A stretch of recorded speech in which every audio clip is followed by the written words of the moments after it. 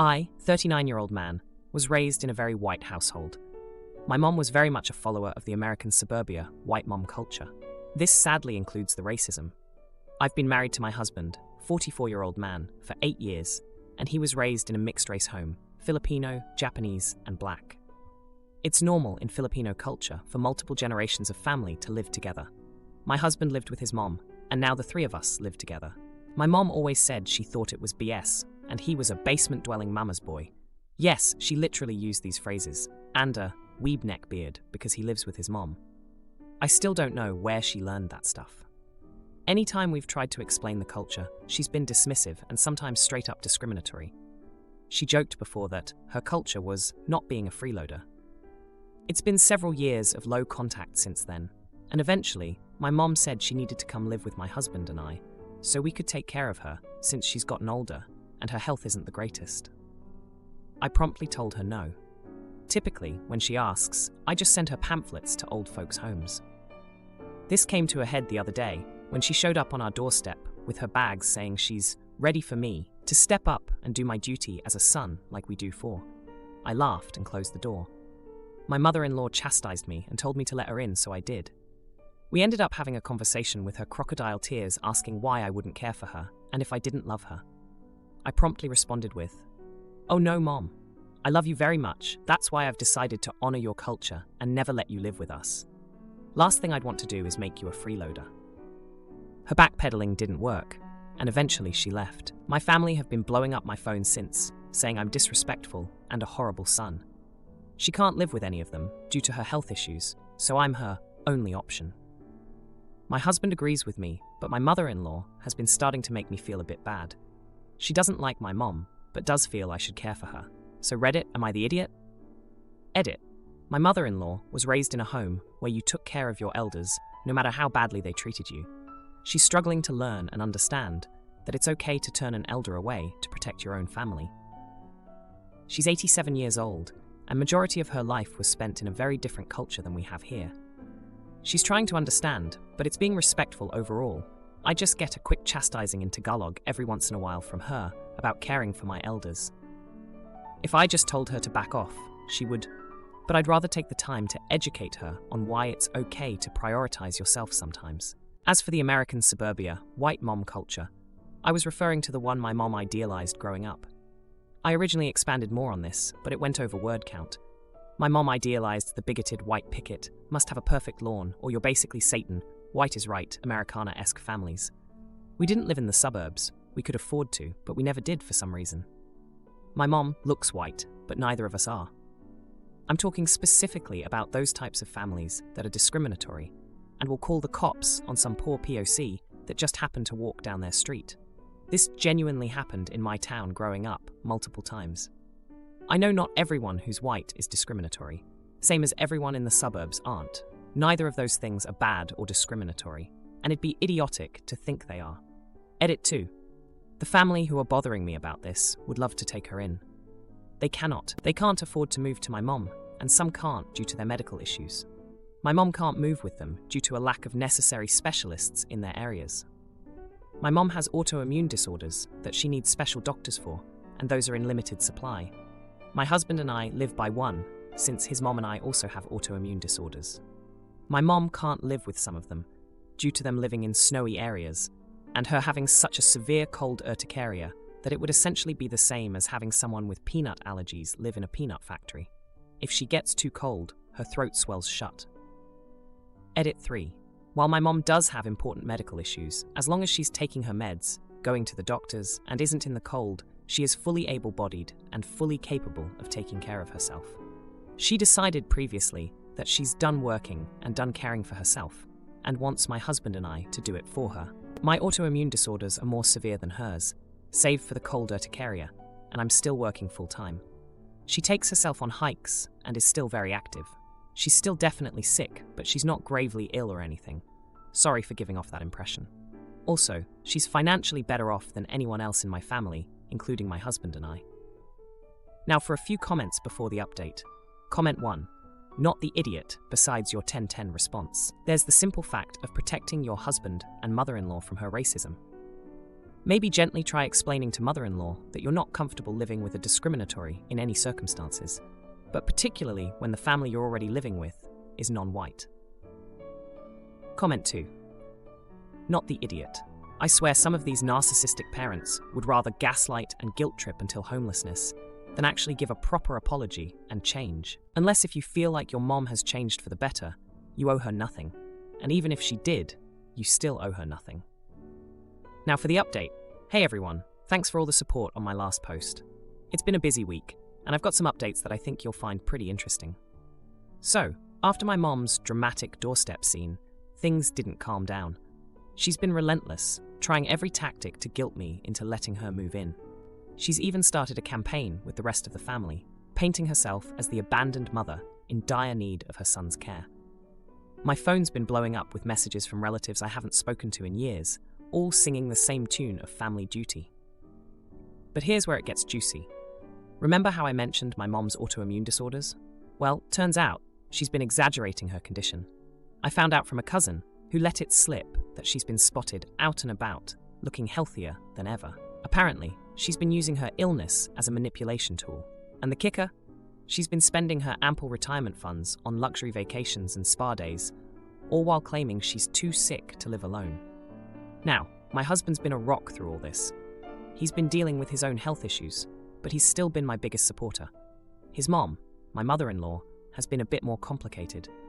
She's been giving me those chastising looks, but I can tell she's starting to see my point of view. She's from a generation where you didn't question family obligations, but she's also seen firsthand how toxic my mom can be. The family pressure ramped up when my mom staged a health crisis at a family gathering I wasn't at. She made a big show of fainting, but my eagle-eyed aunt noticed she conveniently collapsed onto a couch. My aunt's a nurse, and she called my mom out on her theatrics. That caused a huge argument, and now the family's split on who to believe. But here's the real shocker. My mom's been secretly meeting with a lawyer, trying to find a way to force us to take her in. She's been looking into elder care laws and trying to twist them to her advantage. I only found out because the lawyer she consulted is actually a friend of my husband's family, and he gave us a heads up. The confrontation was inevitable. My mom showed up again, this time with a stack of papers she claimed gave her the right to live with us. I had to remind her that those papers meant nothing without a court's backing, and that her financial situation made her more than capable of caring for herself. She didn't take it well. There were tears, accusations, and a lot of shouting. My husband, despite his own health, stood by me like a pillar. He reminded her of the cultural respect we have for elders in his family, but also the respect for personal boundaries. My mother-in-law, bless her heart, even chimed in with a few choice words in Tagalog that had my mom looking like she'd been slapped with a fish. The fallout's been messy. Some family members are on our side while others are still under my mom's spell.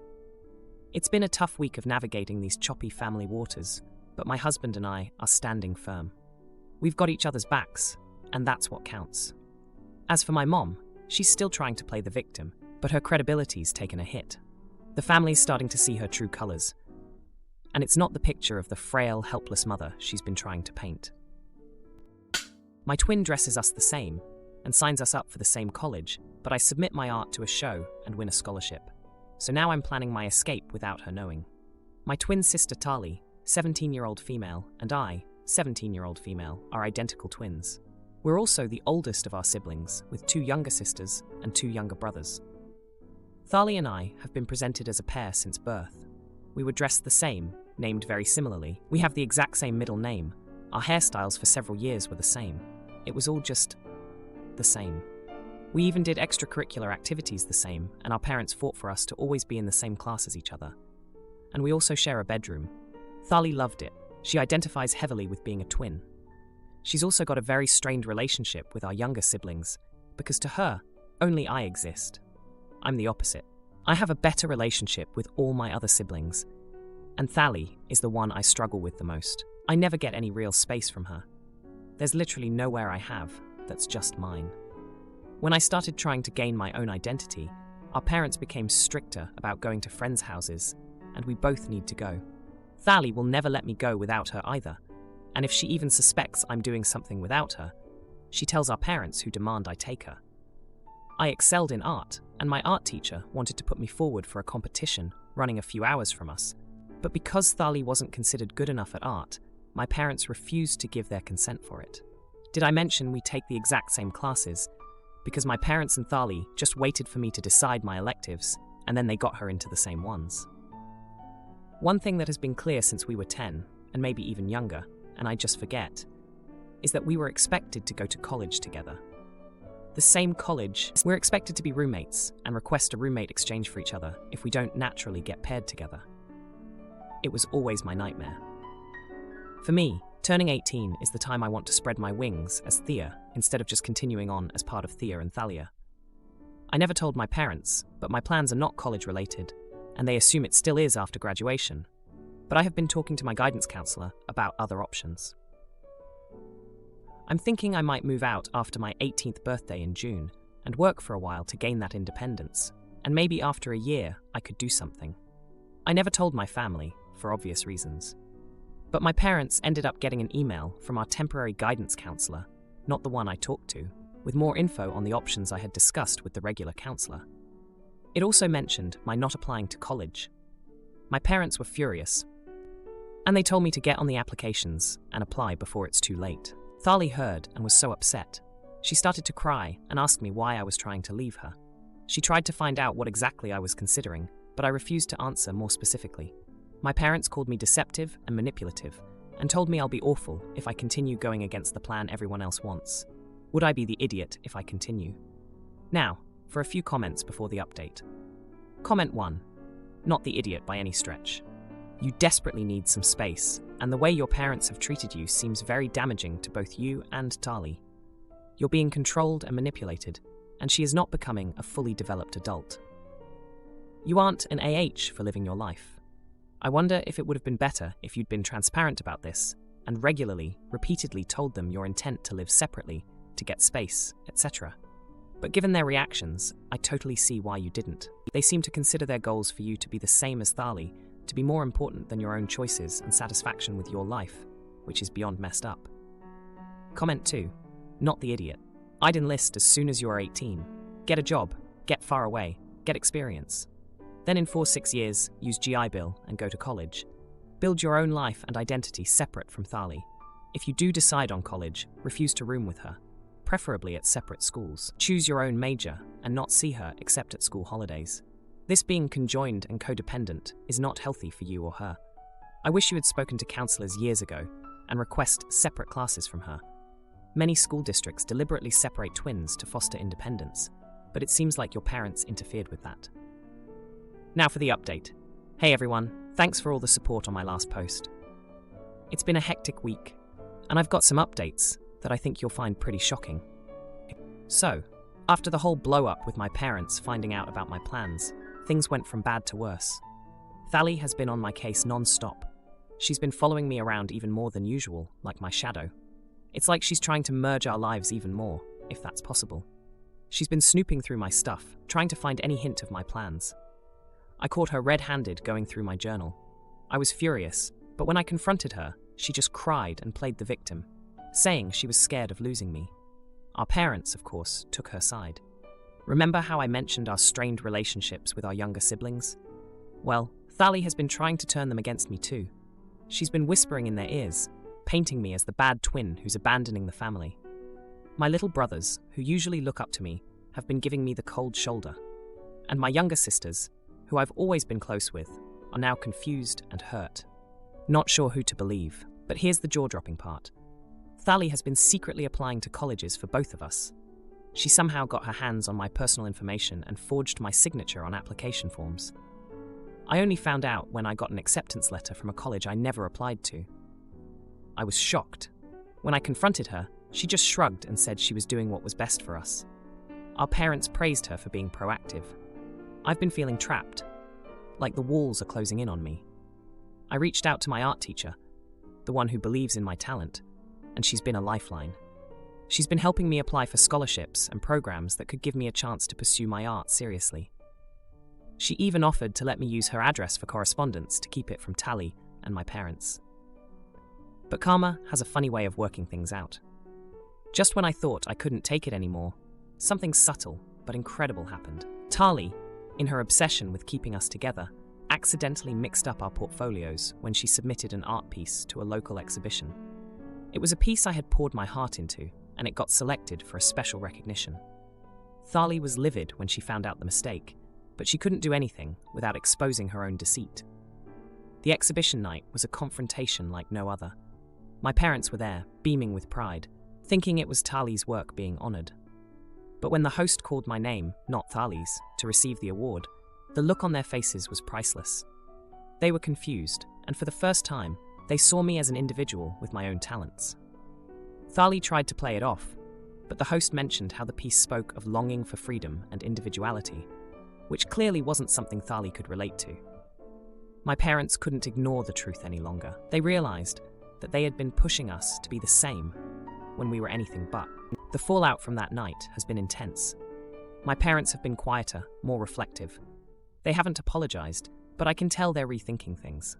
Tali has been avoiding me, which, honestly, has been a relief. I've been able to breathe for the first time in years. I've decided to take the scholarship my art teacher helped me secure. It's not at a college, but at an esteemed art institute. It's a huge step towards my independence, and I'm taking it. I haven't told my family yet, but I will soon. I'm not looking forward to the drama, but I'm ready for it. My girlfriend's singing is bad, but I lie to spare her feelings until a viral cringe video exposes the truth and she quits music. So I set up a showcase to win back her trust and confidence. My 22-year-old male girlfriend, 23-year-old female, is a very artistic person who loves trying new things. Her most recent obsession is songwriting. About 2 months ago, a friend of hers got her to attend a beginner's workshop for it, and she's been hooked ever since. She's signed up for guitar and voice lessons, and writes whenever she has a moment of free time. When she finishes something, I'm the first person she shows it to.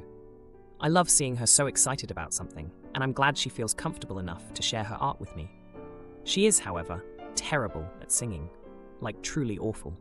And to be fully honest, she's not that good at guitar either. But obviously, I never wanted to tell her that. If she asked me how something sounded, I always said it was beautiful. I didn't think there was anything wrong with this kind of lie, since it supported her and made her feel more confident. She disagrees.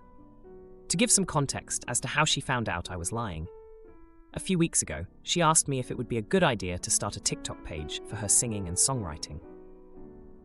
I could tell she was excited about it, but was nervous about putting her work on the internet.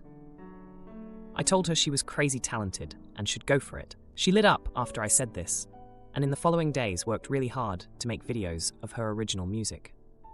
They didn't gain much traction, but she seemed to be having fun being a content creator, so I felt like I'd made the right decision in encouraging her.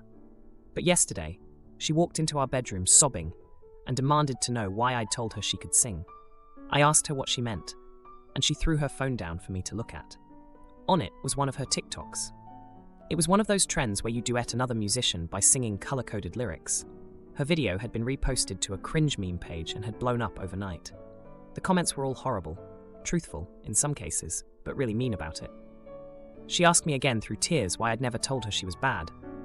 I told her she wasn't bad, people were just mean. If hundreds of comments say I can't sing, then I can't sing, she snapped at me. So stop lying. Okay, I said. Fine. You're definitely no Beyoncé. You have a really unique sound though, and I love that you share it. I thought she'd feel encouraged by this, but it only made things worse. She started crying harder and insisted that the only reason she posted things in the first place was because I told her she was talented, and now she's been humiliated in front of thousands. She's deleted her TikTok account along with all her videos and hasn't stopped crying or talked to me since. I feel like she's blowing this out of proportion. I was just trying to do a nice thing by supporting her, and it's not my fault the internet is what it is.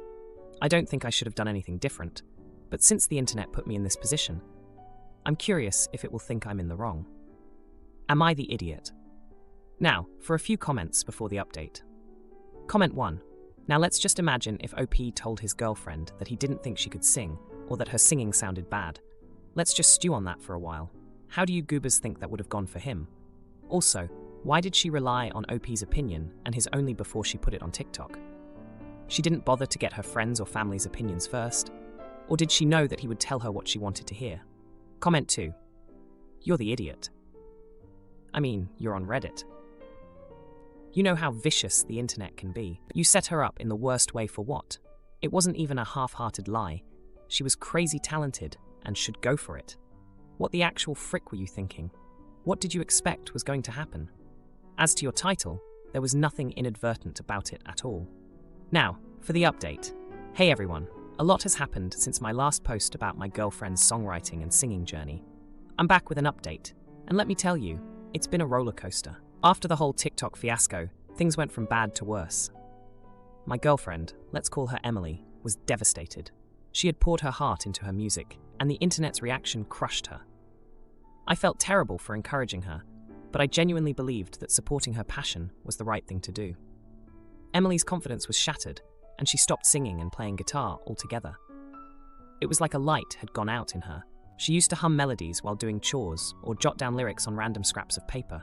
But now, silence filled our apartment. I missed her music, even if it wasn't pitch perfect. The injustice of it all hit me hard. Emily had been so brave to share her art, and the internet had been cruel. I couldn't stand seeing her like this, so I decided to take action. I reached out to her friend, who had introduced her to songwriting, hoping to find a way to reignite Emily's passion. Her friend was shocked to hear about the online bullying and suggested a private showcase at a local coffee shop where Emily could perform without the fear of internet trolls. I loved the idea and pitched it to Emily.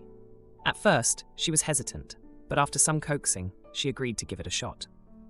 We spent the next few weeks preparing for the showcase. Emily started taking her guitar and voice lessons more seriously, determined to prove the haters wrong. I could see the old spark returning to her eyes, and it gave me hope. The night of the showcase arrived, and the coffee shop was packed with friends, family, and a few curious locals. Emily was nervous, but when she stepped onto the stage, something magical happened. She sang with such emotion that it didn't matter if she hit every note. People were moved by her performance, and the applause was genuine. After the show, several people came up to compliment her. One guy, who turned out to be a local music producer, was particularly impressed. He offered to work with Emily on recording a demo. She was over the moon, and I was proud of her for bouncing back. But just when things seemed to be looking up, the producer turned out to be a snake. He promised Emily the world, but all he wanted was to take advantage of her newfound confidence. He tried to get her to sign a contract that would essentially give him control over her music and image. Thankfully, Emily's friend, who had been through the music industry ringer herself, warned us just in time. We confronted the producer, and it was a heated exchange. Emily stood her ground, refusing to be manipulated. We walked away from that deal, but it was a sobering reminder of the cutthroat nature of the music business. The incident left Emily wary of trusting people in the industry, but it didn't stop her from pursuing her passion. She's more cautious now, doing her research and taking things slow. She's even started writing a new song about the whole experience, channeling her emotions into her art. As for me, I've learned a lot too. I've realized that blind encouragement isn't always helpful, and honesty, when tempered with kindness, is crucial. I still believe in Emily and her music, but I'm more mindful of how I express my support. We're still dealing with the fallout from the producer's deception, and Emily's trust in the music world has been shaken, but she's resilient, and I know she'll come out of this stronger. She's already talking about organizing another showcase, this time with a few other local artists she's met along the way. If you like this video, you'll probably like these too. Also, while you're here, please consider subscribing.